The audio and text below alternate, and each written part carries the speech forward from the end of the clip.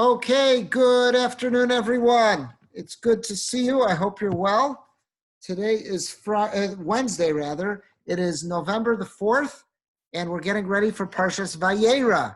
And I wanted to share some Divrei Torah with you that relate to the Parsha, and I hope this will be something that will enhance your appreciation of the Parsha, maybe some items that you haven't seen before. This first one I was very excited about because when I saw this, all of a sudden I realized it was so closely connected to something I had been teaching my students at the Cooper Yeshiva High School for Boys, and also involves a recent halachic question that came up here in the community.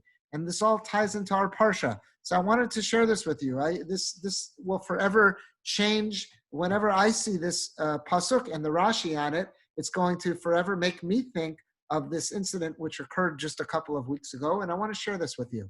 So the very first pasuk in the parsha begins, Vayera elav Hashem be'elonei mamre, that Hashem appears to Avram, and he is in the Elonei Mamre, which means the plains of Mamre. V'yoshev Pesach ha'oel kechom hayom, and Avram was sitting in the doorway of his tent in the heat of the day. So this parsha begins chronologically immediately after the events of last week's parsha, of Lech Lecha. At the end of last week's parsha in Lech Lecha, Avraham Avinu, he had a bris milah. He was circumcised. He circumcised himself, according to most opinion, with God's assistance. So he was circumcised. And this parsha begins immediately following that circumcision. So let's see the first Rashi on this parsha. Rashi says, Vayirolav, that Hashem appears to Avram. What was the purpose of this visit? So the Rashi says, he's quoting the Gemara, Levakir Sachola.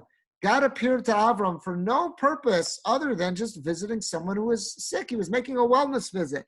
He wanted to do Bikur Cholim, the great mitzvah of Bikur Cholim. This wasn't to share with him any kind of profound prophecy, a new mitzvah, anything of that nature. It was for no other reason other than to visit someone who was ailing, who was sick. Why was Avram sick? So he says, Amar Reb Chama bar Chanina, Yom Shlishi Lumila Sohaya. This was the third day after Abraham's circumcision. And we know again at the end of Parshas Lech Lecha that he was circumcised. So this is occurring, according to this opinion in the Gemara, 3 days after that. So God came to inquire about his welfare. He wants to check in, see how you're doing. I know you just went through this surgical procedure that could have hurt. It's 3 days later. I want to see how you're doing. That's what Rashi shares with us, this teaching from the Gemara. And this also fits beautifully with the juxtaposition. This is right after Parshas Lech Lecha. So here's the thing, though. When we look at this Rashi quoting the passage from the Gemara, he jogs our memory because he doesn't just say this was soon after Abraham was circumcised. He gives a time frame. He says specifically it was day 3. Where else does day 3 show up in after a bris milah? Well, that would be a little bit earlier in Sefer Bereshis. That would be in Parshas Vayishlach. In Parshas Vayishlach, I'm sorry, not a little earlier, a little later. We're now in Perek Yud Ches in Vayera. This is going to be in Perek Lamed Daled, which is going to be in the middle of Parshas Vayishlach. So this is after Yaakov and the whole Chevra, his whole family, they've returned to the land of Canaan from living with Lavan for over 20 years. So when they return, they camp out, they buy a piece of land outside of the city of Shechem. And we read about that terrible incident where Shechem, who's the son of Hamor, Shechem is the prince in the region, he abducts Dinah, the daughter of Yaakov. He violates her and he wants to marry her. He decides that he wants to take her as a wife. His heart, he's become enthralled with her. He's infatuated. He wants her. So the Shechem and his father, they come to Yaakov and the brothers to negotiate. What can we do to make this situation right? Because Shechem wants to marry this girl. And the brothers come up with this whole scheme that they say, the only way we will agree to marry you is if you're circumcised. We just can't deal with people who have foreskins. So you've got to get circumcised. And not just you, but your whole town. All the men in your town got to get circumcised too. And once you're all circumcised, now we can blend and we can become one big happy family. That's what the brothers say. And this was all a ruse that they wanted to liberate their sister Dinah. So what happens? The pasuk tells us, the psukim rather tell us, that Shechem was a convincing salesman. And not only did he and his father get a bris milah, get a circumcision, I should say, but rather they were able to convince the entire town of Shechem to get a circumcision as well, all the men. And the pasuk tells us what happens. Vayi bayom hashlishi, it was on the third day after that circumcision. V'yosam koavim, when everyone was in great pain. Vayichu shnei bnei Yaakov, Shimon v'Levi, achei Dinah. So these two sons of Yaakov were also the brothers of Dinah. Shimon and Levi were their names. Ish charbo, each one took their swords. Vayavo ala ir betach, and they came on this city. They pounced on it with confidence. Vayahargu kol zachar, and they killed all of the men, all of the would-be warriors and defenders in Shechem. So they now killed them. Chavav, the next pasuk. That's Chamor v'Shechem beno, and the king of that town was Chamor, and his prince, the son Shechem. Hargu lefi charv, they also killed them using their swords. Vayichu es Dinah, they took their sister Dinah, they liberated her from captivity. From the house of Shechem, and they left, they returned to their home. So they were successful in this raid, and they returned with Dinah. When did this battle take place? The pasuk is very clear, telling us it was Vayihi bayom hashlishi. It was on the third day. And there seems to be a tradition that when we speak of Mila and we speak of circumcision and the recovery process that follows circumcision, it seems that there are numerous sources which inform us that day 3 is supposed to be the most challenging, the most trying. I don't know how to explain this in modern medical terms. Is that because that's when the body is forming the scab? Is that when there are various parts of the healing process taking place? And that could be more painful, more drain on the body's immune system. I don't know how we would translate this into a modern medicine, but you clearly see in the Torah that there's something about day 3. And in this you'll find a chain of this throughout all the writings of Chazal and the Rishonim, the Achronim, all of our Mefarshim. There's something about day 3 which poses a great big challenge. So that explains, going back to our Rashi at the beginning of Vayera, Hashem is paying a Bikur Cholam visit. He's visiting the sick to Avram Avinu. What day does he choose to pick it to visit him? Day 3. That's a painful day. How do we know day 3 is a particular painful day? Well, that's in Parshas Vayishlach. That's when Shimon and Levi, that's the day they specifically chose to attack the city of Shechem, because they know all the male residents are not going to put up much of a fight since they're going to be hurting from their circumcisions. So there clearly is Rabbi, about day 3. Rabbi, day 3 is absolutely the hardest. I've had a lot of surgeries, and my daughter's had 26 surgeries, and it is absolutely the hardest day is day 3. Thank you. Have you heard an explanation? What is it about day 3 in the body's healing process? Why should day 3 be so particularly challenging? I just never. I haven't. It's like the body goes into shock. It's kind of like this. What do you call it? It's just go through stages, stages. And the third day is a stage where it's in between shock and healing, and it is absolutely the hardest. Got it. Thank you. So thank you for informing us based on your experiences. I'm sorry you had to go through those experiences, but thank you for sharing those with us and helping us with this concept. So there we have testimony of someone telling us that day 3 they found to be particularly challenging. So this is the day that Hashem is coming to visit Avraham on day 3. And this is also, day 3 was the day that the brothers, Shimon and Levi, when they chose to attack Shechem. There's something particularly about day 3 that could make the situation challenging. Now, when we talk about Mila and day 3, I'm going to share with you a fascinating halachic conversation that comes up.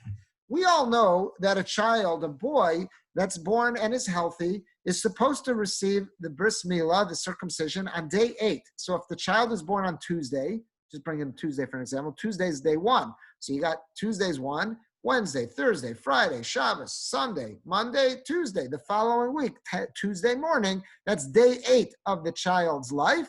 If the child is healthy and the doctor says he's good to go, they give him the inspection and the test.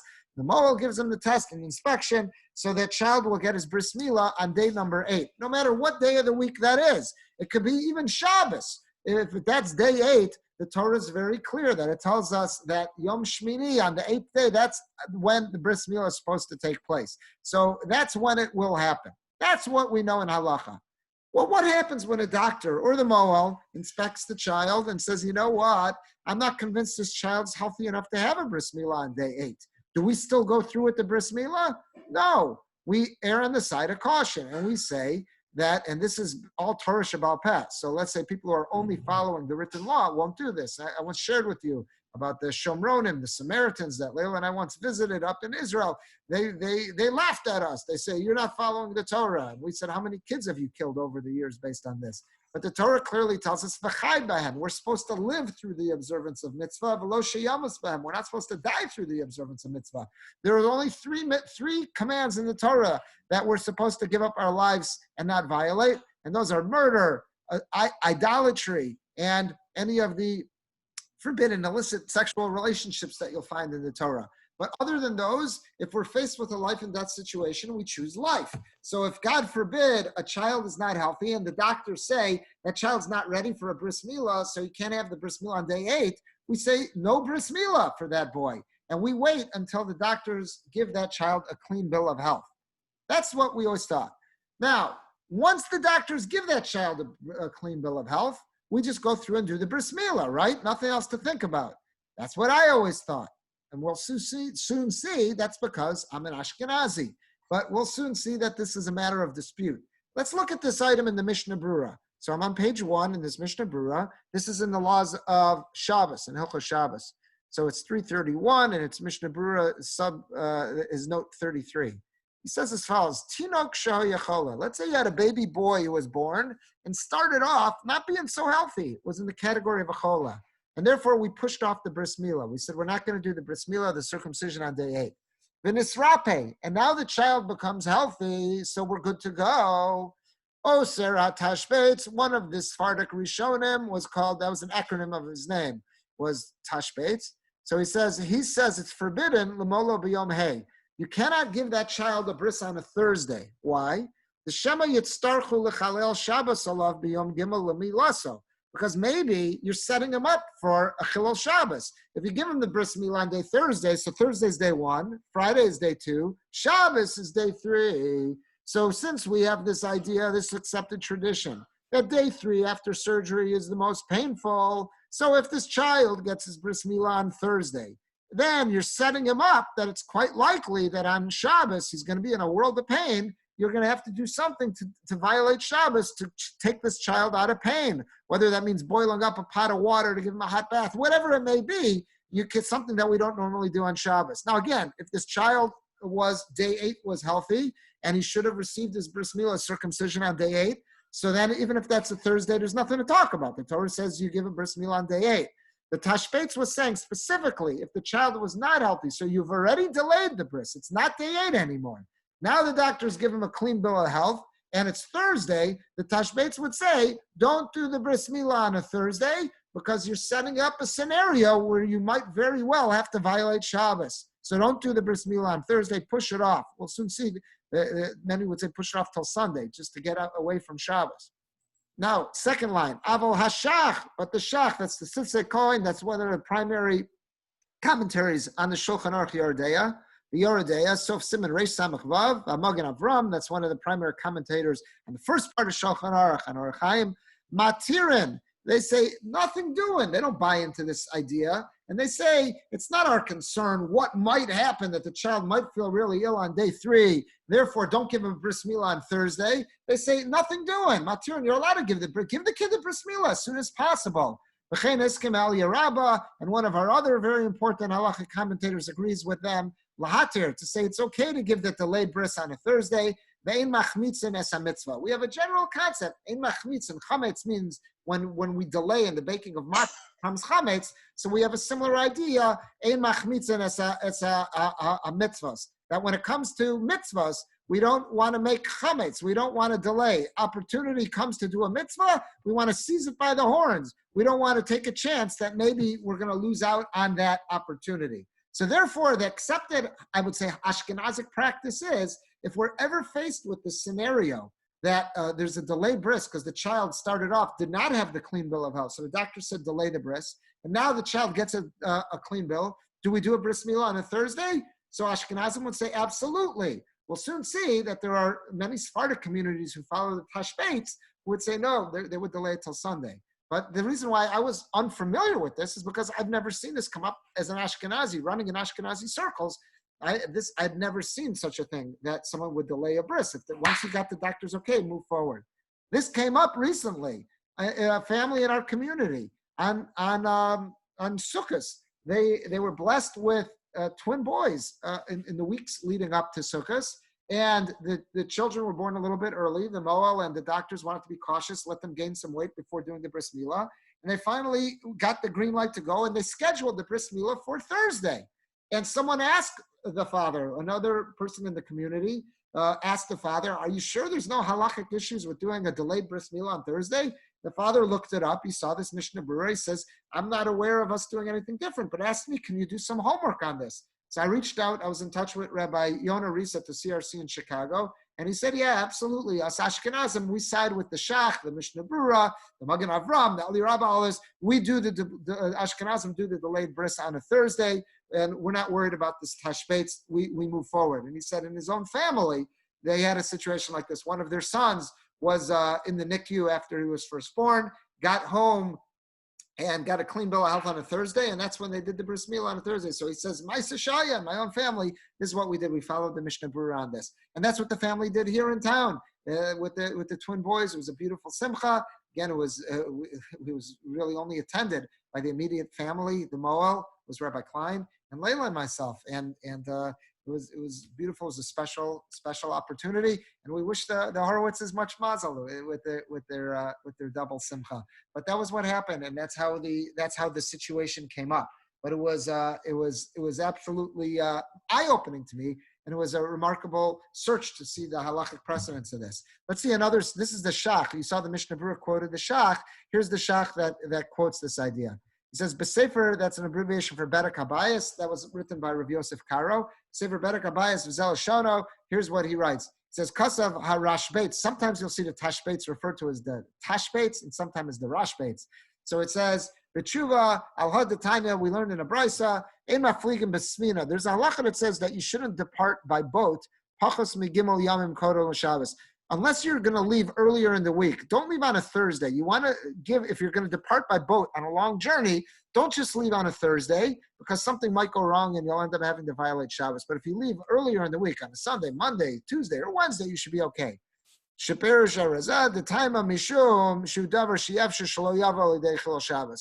often, if you leave by a ship on a Thursday, within the first 3 days of the journey, something goes wrong, you'd end up being Machal Shabbos. So he says, Venira Kemasna L'chal Shabbos. And it would be almost that if someone departs on a long journey by sea, by voyage, ocean voyage, within 3 days of Shabbos, it's like they're setting themselves up to violate Shabbos. The Gimel Yadim Kodem Shabbos, Mikra Shabbos. Within 3 days of Shabbos, it's still in the Parsha. It's considered part of Shabbos, so don't leave that close. Mikan Yesh Lomod, so he wanted to make an extension from that, and that's something everyone agrees upon. So he says, Mikan Yesh Lomod, that from there he wanted to make an extension and say, the Asr Lamol Hager b'Yom Hey, that if someone was converting, a male was converting, don't give that male convert a bris milah on a Thursday, Kadesh Yavo Gimel Lamila b'Shabbos, because we don't want day 3. In other words, that's not someone who had to have their bris milah on the day they were born. This person wasn't born Jewish. They didn't have to convert. They're converting now. That's wonderful. They're joining the Jewish people, but they don't have to do it on a Thursday. Wait till after Shabbos. Why set themselves up that day 3 of that procedure could be on Shabbos and they'd have to violate Shabbos? And similarly, the Tashbetz said, one more application.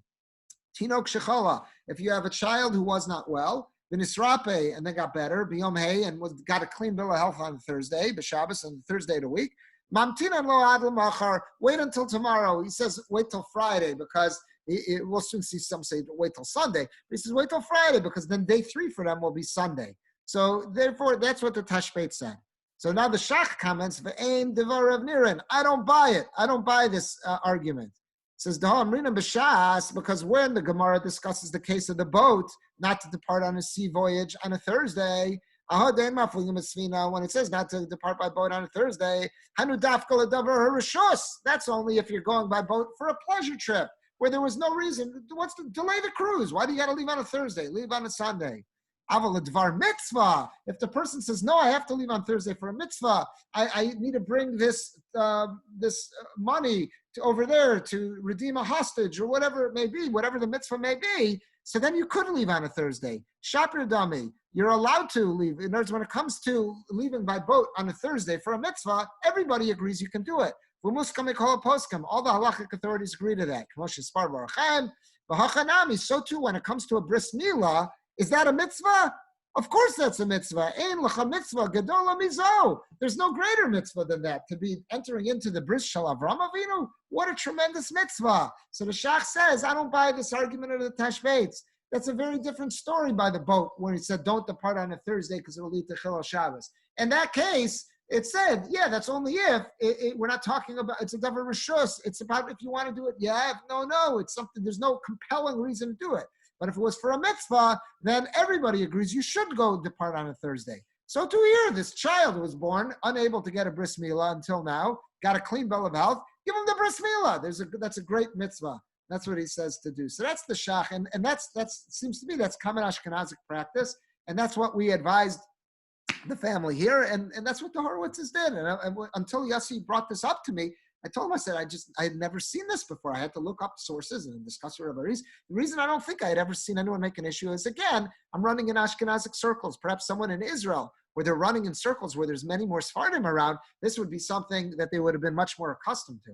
Now, I want to share with you on page 2, here's an article that we found. It was a very good, there's a link there on top. You can look this up yourself.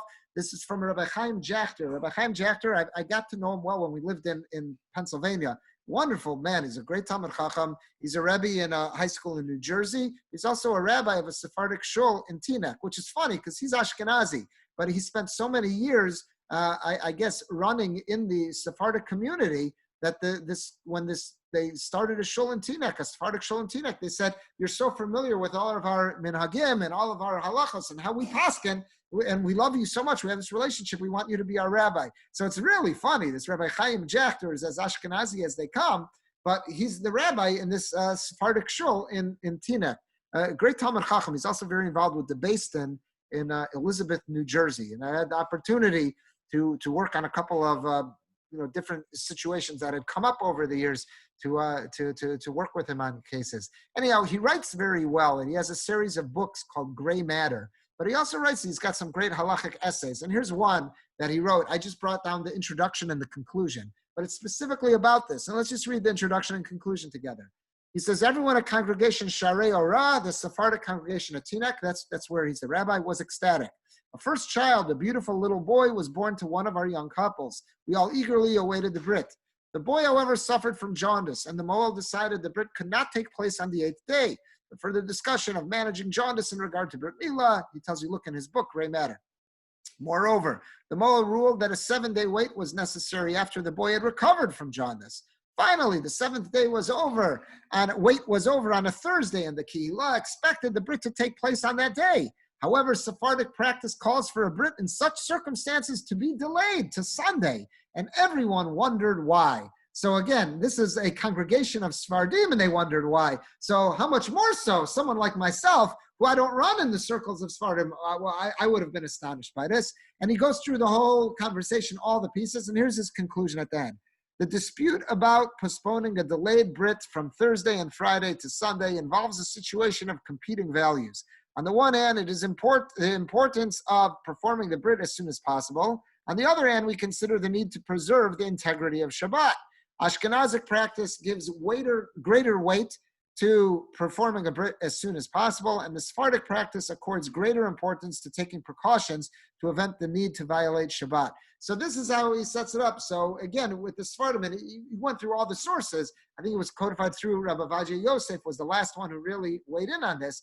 Rabbi Vajay said, yeah, the Sephardic practice is not to give in a delayed scenario. Again, if day 8, in a healthy child, day 8 is a Thursday, everybody gives the bris milah on a Thursday. But if it was already delayed, and now when you got the doctor's go-ahead, it's not the day 8 anymore, so the Sephardic practice is not to do that bris milah on Thursday, but rather wait till Sunday. Ashkenazim still go ahead on that Thursday. And that's the way, that's what we did here in town on Sukkot, but that's what you'll find. It seems to be how this plays itself out. I thought this was absolutely fascinating. And here's something, again, look how next time when we're reading the Parsha, here's something to think about, a fascinating machlokas, a fascinating halachic conversation. The very first Rashi comes up, because again, why is Hashem appearing to Avram and Elonei Mamrei? to pay him a visit, a Bikur Cholam visit. What day? Rashi quotes the Gemara specifically was day 3. He was in pain. What do we know? Now we say day 3 is a painful day. That factors into this whole situation. If you have a delayed bris milah, do you do that bris milah on Thursday, or do you wait till after Shabbos? Ashkenazim would say, do it on Thursday. We're not concerned that maybe you'll be in such excessive pain on 30 days later on Shabbos that we might come to violate Shabbos. That problem's not here now. Give the kid the bris milah. Let him enter the briso shel Avraham Avinu. Bring him into the fold. The Sephardic approach seems to be that no, we don't want to set up a scenario where it might, even though it's a big maybe, where it might come to any Shabbos problems. Again, and if it should, of course you should violate Shabbos to help this child, but we don't want, why set it up? It's not day 8. It's already been delayed a little longer. That's the way they do it. Fascinating to see how that plays itself out. And now when you see that Rashi, and whenever you see this day 3, you'll have something to think about. I want to share with you another source, a very different source, but here's one that came up. I was very excited to see this because it relates to something that I think we've all learned about before, and it's really a good question that should be on all of our minds. The parsha begins with that visit of Hashem to Avram, and then it continues that Avram is, in the doorway to his tent. According to the way our rabbis, our Chazal understand that he was feeling so pained that he didn't have any visitors. He wanted to be engaged in chesed. Avram was a chesed machine. He was always looking for ways to share kindness with others, and he didn't have an opportunity while he was healing from this circumcision. So Hashem sends these 3 angels who are in the disguise of men to come wandering Arab nomadic travelers to pass through, and that way Avram could feel good that he had a chance to share chesed, to share kindness with him. And we were told about this meal that Avram prepared for him. But did we ever stop to think about that meal and what exactly he served them? So the pasuk says as follows. The pasuk says, "V'ela bakar ratz Avraham." Avraham ran to the cattle because he wanted to slaughter and prepare some meat for them. Vayikach ben bakar rach v'tov. He took a calf that was tender and good, looked like it was a really good one. Like you'll see people in the store, in the supermarket, slapping a watermelon to see, is this going to be a good watermelon? So you could just picture Avram doing this, giving a quick inspection to this calf just to make sure this was going to be a good one. And he gave the calf over to the lad, that's probably Yishmael, and he hastened to prepare it. So Avram asked, he's trying to involve his son Yishmael in the mitzvah of chesed to try to train him and teach him how important this is. So he wants him to be hands-on and involved. Next pasuk, ches. Vayikach chema v'chalav. He then takes cream and milk. Uben abakar, and he also took the calf, asher asa, that had been prepared, vayitain lifneihem, and he put it before them. V'hu omeid aleihem tachas ha'etz vayochelu, and he stood over them like a waiter under the tree, and they ate. So what did Avram serve these guests? Chema v'chalav, cream and milk, and meat. That seems very odd. If you would ask, especially what do we know about Avram, we're told a little bit later in the Torah, Hashem tells Yitzchak that the reason why he loved Avram so much was because he says he kept all of his chukim and mishpatim. He said, that's what he says, that since Avram had kept all the statutes of God, that's why Hashem loved him so much, which we understand, Chazal understand that generally to mean that Avram, through either nevuah, intuition, or his intellect, he was able to surmise what the mitzvahs were going to be, and to the best of his ability, he tried to keep them. One of our really basic mitzvahs that we all know is that we don't mix milk and meat. So here's Avraham, and he's serving up a feast to these guests, and he's serving them milk and meat. How do we understand this? So the easy approach is to say it was before Matan Torah, it was before the Torah was given, and therefore it wasn't, and that's true. Before Torah was given, and Avram had no obligation to keep this. But again, with all these teachings of our sages, that Avram, through intuition, knew what many, if not all, the mitzvahs would be, and did his best to observe them. If that's the case, so how do we understand this? So Rashi seems to be addressing this a bit. Rashi says here, he's quoting a Gemara in Baba Metzia. It says, "Uben bakar asher asa," that he put out for them the ben bakar, the calves that he had prepared. So he says, Asher Tikain. What that means, what does it mean that he made? He didn't make a calf. Calves are born. You make a pie. You don't make a calf. So he says that means Asher Tikain, that he prepared for them. So then the Gemara says, Kama Shetikain. Each one in the order of progression, each one that he prepared as it was ready, he served them. Am toiv v'aisi kamayu. He took and he brought before them. So what the Gemara is sensitive to this point, and what the Gemara seems to be saying is, Avram didn't serve them milk and meat at the same time. He served the items as they were ready. In other words, you sometimes go to a restaurant. Back in the day when we could go to a kosher restaurant. So you'd sometimes go to a restaurant and they'll wait. They don't bring you, okay, your French fries are ready, so I'll bring you your French fries before your hamburger's ready. They serve the meal all at once. So that Rashi's quoting the Gemara that tells us that's not the way Avram did it. Avram knew these fellows were hungry. So as each item was ready, he brought it to them. So look at the pasuk. What did he bring them? Chema, he first brought them the cream. I guess, you've got a pail of milk, the cream rises to the top. So he's got the cream. That's the first thing he could access. That's what he gives them to eat first. Then chalav, he gives them to drink. Wash that down with some milk. Only later, after they've already consumed the chema and chalav, only later does he bring them the ben bakar, does he bring them the calf that has been roasted, barbecued, however he smoked it, whatever he prepared it for them, only later does that come. So that's how the Gemara seems to be dealing this, that Avram didn't actually give them basar v'chalav. One more item, Rashi quotes again from the Gemara and also the Medrash, Vayochelu, that these angels ate. Now we know angels, what does that mean they ate? Angels they're not human, they don't have digestive systems. So Vayochelu, so he says, Niru kamosh sha'ochlu. They made it appear as if they were eating. But of course, they lack the digestive system that human beings have, but they went through the motions to make it look like they were eating it. They weren't really eating it. Mikan shlo yishanado mina minag. And this teaches us, they were teaching us that a person should never deviate from the local accepted practice, which is another way of saying, when in Rome, do as the Romans. So here the angels were saying, look, we're coming in dressed up as people. If food is put in front of people, they eat it. So we'll make it look like we're eating it. They were just somehow pouring it down the hatch. They don't have a stomach.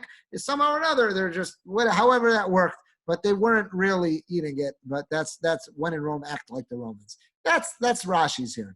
I want to share with you an amazing Das Zakanim. The Das Zakanim in Balei Tosas has an amazing comment on this pasuk. Das Zakanim says as follows. He brings down a famous medrash. Is Vayikach chema v'chalav, that he took cream, milk, and he fed it to them. He also gave them a calf. Melamed, on a plain reading of this pasuk, what does it look like? Shehechilam basar v'chalav. It looks like Abraham fed the angels meat and milk together. Ukishiratza kadosh baruch hu litain Torah Yisrael. There's a famous medrash that says that ultimately at Har Sinai, when God wanted to give the Torah to Am Yisrael, to the Jewish people, Amru Amalachim, the angels say, Tanahodcha Shamayim. Why are you sharing this sacred Torah with mortal man? You should share this beauty with the heavenly creatures, with us angels.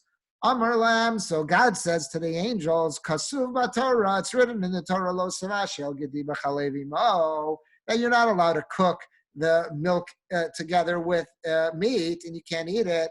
Ve'atem, and look at you guys, Kishiradatem Lamata, when you descended down to earth, Achaltem Basar V'Chalav. You, in fact, ate Basar V'Chalav. Shenemar, because the pasuk says, Vayikach chema v'chalav. It says that Abraham fed you cream, milk, and meat. Miyad hodula kadosh baruch hu. So when God said this to the angels said, you know what, God, you're right. And that's what it's written in Parshas Kisisa, Ki al pia dvar ma'ila karati. In other words, that it was through these items that I made this covenant with you. So what was right before it?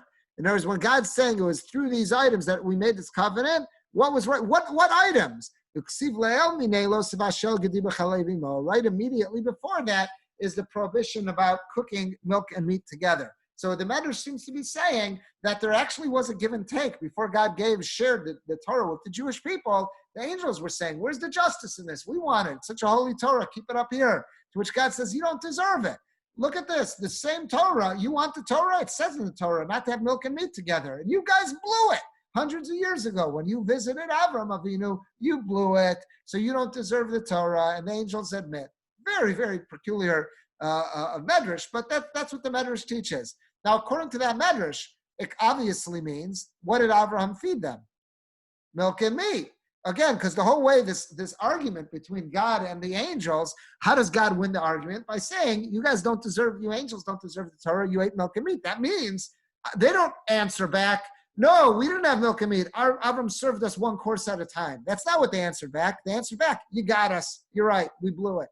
So according to this medrash, it's coming out, there is an opinion out there that says, yeah, Avram did feed them milk and meat. How do you defend that? It was before the Torah was given. That's how you would have to say it. Let's look at this next paragraph. This is what the Das HaKanim points out. This medrash number 1, that says Avram definitely fed them milk and meat, you can only say that if you say it argues with a different medrash. Which one? The other medrash says, Kayim Avraham Avinu, Alav Shalom, Afilu Eruve Tavshilin. There's another medrash out there that says, what we had quoted, which Rashi seems to be working with, that Avraham observed all the mitzvos, even something which was like rabbinic, like Erev Tavshilin. Perish, what does Tavshilin mean? Mu'ravin, shlo ya'ochel basar b'chalav, gam lo basar v'achar kachalav. He observed even the rabbinic restrictions about not mixing milk and meat together. Even that he wouldn't eat meat and then have milk immediately after. In other words, he would wait whatever time needed to be. So meaning he even kept the minutiae of all the rabbinic enactments. Ela chalav achar kach basar. But Avram only would eat what? Milk and then meat, which is what we're allowed to do. D'chsiv, how do we know that? Because look at the pasuk. It says, "Vayikach chema v'chalav." Look at the order. The pasuk says he gave him cream, he gave them milk. V'hadar ben abakar asher. So only later did he give him the meat, the calf. Chenami perish Rashi, and Rashi's learning that way too, where it says kama kama detikin imti v'aisi l'kamai. That as each item was ready and prepared, that's when he served it to him. So what the Das HaKanim is pointing out is that there are conflicting midrashim. There's one midrash that says Abraham observed all the mitzvahs, even the rabbinic small minutiae, and according to that, he did not feed them basar v'chalav. He would not have eaten basar v'chalav. He did not feed them milk and meat together. That's one, but that cannot mix, no pun intended, that cannot mix with that other medrash. The other medrash that says that Abraham actually prepared and gave them basar v'chalav. So these are two different midrashim. You cannot mix them. So again, Rashi seems to be working with that second one, that Avram observed all the mitzvahs, even the rabbinic ones, did not give them milk and meat together, served them one course, one dish at a time, first the milk and the cream and the milk, and then the meat. That's the way Rashi's learning. That's one. There's another medrash that's out there that says that, you know what? He actually did give them milk and meat, and he cooked milk and meat. It was before the Torah was given. He wasn't observing the mitzvah. He didn't have to. That's the second one. Okay. Now, I want to share with you, if we're going to focus on the first one, just remember, the first one, they're independent of each other. They cannot mix. They cannot be working together. Because one says Avram observed everything. One says he did not. It was before the Torah was given. Number one, the one that says that he really fed the malachim, basar v'chalav, milk and meat together. And the malachim, the angels, agreed with God that we don't deserve the Torah because we ate milk and meat together. On that medrash, I'm going to share with you. I'm not going to do it inside. We don't have time, but I'll speak it outside to you. I saw a beautiful idea that should make us appreciate how special we are as human beings. Sometimes we think of angels as, wow, I wish I could be an angel. No, we're so gifted that we are human beings and that we're not perfect angels. I want to share with you a beautiful thought. Rav Simcha Zissel Broide, we've spoken about him before. We've looked at his comments before. Rav Simcha Zissel Broide died in 2000. Served for 40 years as one of the Rashi Yeshiva of Yeshiva Knesset Yisrael Hebron, the great Hebron Yeshiva. We said that he would have been a student in the Yeshiva around the same time that Memphis's own Dave Shainberg studied in the Hebron Yeshiva. Hashem Yakim Damav, that he was murdered by the Arabs in the 1929 Hebron massacre. But Rav Simcha Zissel was not killed. He survived. He wasn't at the yeshiva at the time. Rav Simcha Zissel has a beautiful observation on this Das HaKanim. Again, Das HaKanim, the first medrash she quoted, said that Avraham really did cook milk and meat together, and he fed the malachim milk and meat together. So what happens when it's time to give the Torah? They say, we want it. And God says, no, how can we give it to you? You had milk and meat. And they're maskim, they agree. They say, you're right, we don't deserve it. So who did God give the Torah to? To human beings, to Bnei Yisrael. Did the Bnei Yisrael did they have a clean record of always staying away from basar b'chalav, milk and meat? Not according to this medrash. According to this medrash, Avram Avinu was the one who served them, cooked them, basar v'chalav, with chalav, and served it to them. So which means, according to this medrash, Avram consumed it. All those years that the Jewish people were in Mitzrayim, did they stay clear of basar v'chalav? No. We have all those ideas that after the Torah was given, they had to kasher their pots. So let me get this straight. The Malachim, the angels at Har Sinai, they want the Torah. And God says, can't have it. Why? Because one time, hundreds of years ago, you angels blew it. And you ate basar v'chalav. Who am I giving it to instead? Bnei Yisrael. But Bnei Yisrael's a flawed people. They ate basar v'chalav. What do we see from this, says Rav Simcha Zissel? The very concept of teshuvah, the very concept that we can change, the very concept that we may have done something in the past, but we can move past it. We can move beyond and be a different person. That's a gift that Hashem shared with Basar V'Dam, with human beings that are flesh and blood. There's no concept of change. There's no concept of teshuvah, of repair, when you deal with malachim. We're not angels. And thank God we're not angels. Because if we were angels, there would be no such concept of repairing any shortcoming in our lives. But thank God, we're not angels. We're human beings. And God gave the gift of teshuvah, the gift of repair, the gift of return to us as human beings. And this is the ultimate example of it.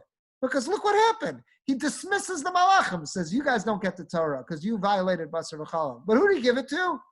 A people that violated basar v'chalav. But we can move beyond that. We could grow out of that. We could say, that's who I was yesterday. That's not who I'm going to be tomorrow. And that's what's so beautiful about tshuva. And as human beings, we're capable of that.